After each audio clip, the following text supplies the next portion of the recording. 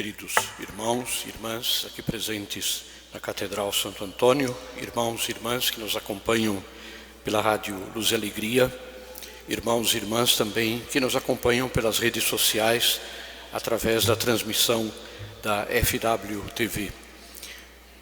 Nós estamos celebrando este sexto domingo da Páscoa, já nos encaminhando para o final deste tempo pascal. A preparação agora para a festa, a solenidade da Ascensão do Senhor e depois a festa de Pentecostes, a festa do Espírito Santo, que encerra o período da Páscoa. E, portanto, nestes últimos dias do tempo da Páscoa, a Sagrada Liturgia vai, de certa forma, nos preparando para celebrarmos a festa, a solenidade de Pentecostes, do Espírito Santo. Os textos da liturgia, no dia de hoje, eles nos mostram um momento, assim, podemos dizer, dramático na vida da igreja, que nascia, que estava começando a existir depois da ressurreição de Jesus.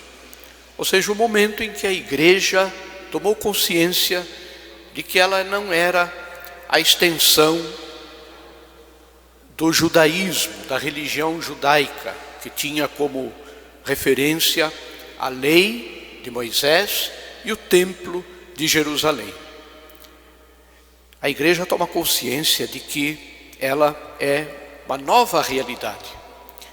E por isso, as leituras, a primeira leitura dos Atos dos Apóstolos, nos mostram esta decisão, é o primeiro concílio que aconteceu na igreja em Jerusalém. A dúvida era a seguinte: para ser cristão, primeiro é preciso ser judeu, sim ou não? Enquanto a mensagem do Evangelho estava sendo disseminada, espalhada entre os judeus, isto não se discutia porque todo mundo era circuncidado, todo mundo seguia a lei de Moisés. Portanto, não havia dificuldade nisso. Mas o que aconteceu foi que começaram a entrar na igreja os pagãos, aqueles que não eram provenientes do judaísmo, gregos, especialmente gregos. E, portanto, havia dentro da igreja esta divisão de opiniões. Alguns diziam, não, primeiro, antes de ser batizados, eles têm que ser circuncidados, têm que aceitar a lei de Moisés. Só depois é que podem ser batizados e ser cristãos. Isso criou uma polêmica, uma divisão na igreja, uma discussão. E, portanto, Paulo e Barnabé vão a Jerusalém, se reúnem com os apóstolos, tendo à frente Pedro, e eles decidem que não, a igreja não é uma continuação do judaísmo. A igreja é uma nova realidade. Para ser cristão, não é preciso passar pela lei de Moisés. Não é preciso ingressar, vamos dizer assim, na sinagoga judaica. Isto para nós pode parecer assim que não tem grande importância, porque nós todos somos batizados, não temos, nenhum de nós tem tradição no judaísmo, mas naquele tempo isto foi vital para a igreja, para a expansão da igreja, para que a igreja pudesse se espalhar por todo o mundo sem depender mais do judaísmo. Nosso Senhor deixou muito claro isso e os apóstolos entenderam isso e fizeram isso. O que também nós aprendemos desta primeira leitura é como a igreja resolve as suas questões internas, os seus problemas, as suas dificuldades. Nós estivemos agora, os bispos do Rio Grande do Sul, estivemos em Roma para a visita ad limina, a visita ao Papa. Nós passamos por cada dicastério, como é chamado, seria como um ministério do Papa. São mais de 20 ministérios, e nós bispos a cada dia íamos em 3, 4 ali ministérios, os 20 bispos de todo o estado que estavam ali, para tratarmos de assuntos referentes à igreja no estado do Rio Grande do Sul. Então este costume que existe na igreja do diálogo, de nós expormos as nossas dificuldades, os nossos problemas, ouvirmos também da parte da igreja.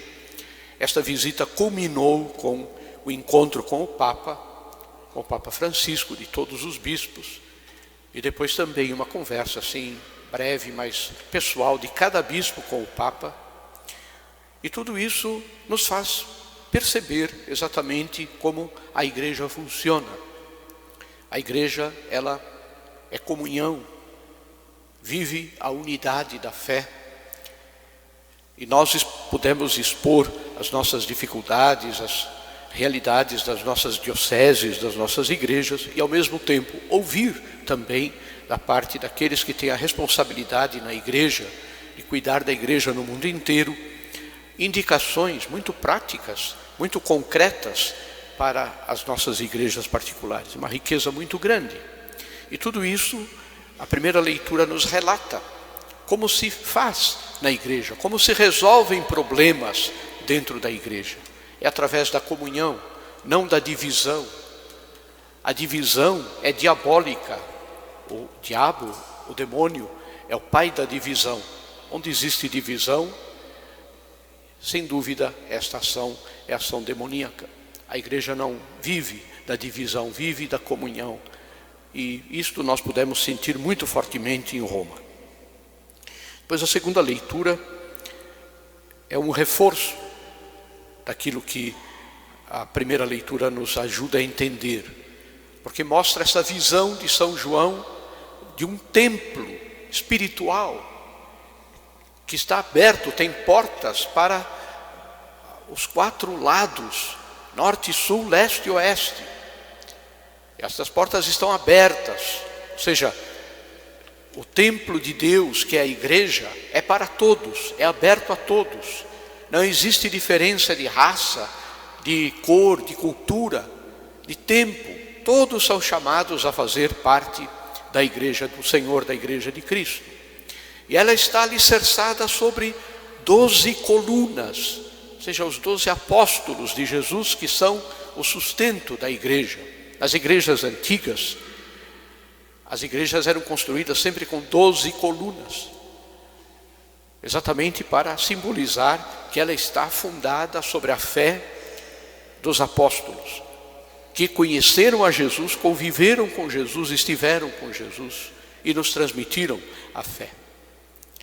Isto deve nos ajudar a ter também nós um espírito universal, aberto. A igreja não é um clubinho de pessoas escolhidas, de pessoas que são felizes de viverem entre si. Mas a igreja, como o Papa tem insistido muito, ela é missionária. Ela tem que ir buscar as pessoas que estão longe, que estão afastadas dela. Cada paróquia, cada comunidade tem que ter esta preocupação. Preocupar-se com os bairros afastados, com as pessoas que estão longe. Não é suficiente só alimentar as ovelhas que já estão, de certa forma, dentro do rebanho, mas é preciso pensar nas ovelhas que estão afastadas do rebanho de Cristo. Esta é a grande missão da igreja no meio do mundo. Ser uma igreja universal, ou seja, aberta a todos, que acolha a todos amorosamente. E finalmente o evangelho de hoje, ele de certa forma é uma preparação para a festa, a solenidade de Pentecostes, que vamos celebrar daqui 15 dias. Nosso Senhor promete o Espírito Santo. E é importante para nós, queridos irmãos, nesses dias que antecedem a festa de Pentecostes, aumentarmos a nossa devoção ao Espírito Santo. Lá em Roma eu visitei uma igreja que fica muito perto da universidade onde eu estudei, tive a graça de estudar. E ali tem um quadro de um santo da igreja, chamado São José de Cupertino, que era um homem que não tinha capacidade intelectual, muito limitado. no conhecimento das coisas, não entendia nada. E mesmo assim os seus superiores viram que era um homem muito bom, muito santo, e ele foi ordenado sacerdote e foi feito sacerdote. Ele é o padroeiro dos estudantes em dificuldade. Aqui tem muito jovem, adolescente, criança que estuda, que de vez em quando passam os apertos nos estudos. É bom ter a devoção a este santo, São José de Cupertino. Mas uma coisa que me chamava a atenção ali é que há muitos estudantes que vão lá nesta igreja a rezar, pedir a graça de ter um bom exame, uma boa prova. Agora o ano letivo em Roma está terminando, termina em junho, estão se preparando para os exames agora. Então, um movimento muito grande de estudantes ali. Mas quero dizer assim que aquele que nos ilumina, aquele que nos dá sabedoria, aquele que nos ajuda a compreender as coisas, a não nos deixarmos enganar pelas coisas do mundo. O mundo de hoje é um mundo que apresenta a verdade do seu jeito, da sua maneira. De repente nós começamos a acreditar que estamos crendo na verdade, e aquilo não é verdade, aquilo é mentira, porque vem do mundo, não vem de Deus. Nós podemos muitas vezes nos enganar a respeito de nós mesmos, a respeito dos outros, a respeito da igreja, a respeito de tantas questões. O mundo de hoje espalha a mentira e a verdade. A mentira, ela tem mais força que a verdade. Ela tem lugar de predominância na verdade, sobre a verdade. E é muito bom, nestes dias que antecedem a festa de Pentecostes, pedir a luz do Espírito Santo. Devemos pedir sempre, em cada dia, em cada momento da nossa vida, para tomar uma decisão, antes de estudar, antes de fazer uma prova, antes de tomar uma decisão a respeito do trabalho ou da família. Pedir a luz do Espírito Santo. Rezar ao Espírito Santo: vinde Espírito Santo, enchei os corações dos vossos fiéis, acendei neles o fogo do vosso amor. Me parece uma boa preparação para a festa de Pentecostes, melhorar nestes dias a nossa piedade e a nossa confiança no Espírito Santo de Deus. Pedir que o Espírito Santo venha iluminar a face da terra, mostrar as coisas certas, fazer com que a verdade se sobreponha sempre à mentira. A mentira sempre aparentemente ela tem mais força, ela tem mais visibilidade. E nós devemos nos firmar na verdade e pedir ao Espírito Santo a graça de entendermos sempre a verdade que Ele vem nos ensinar.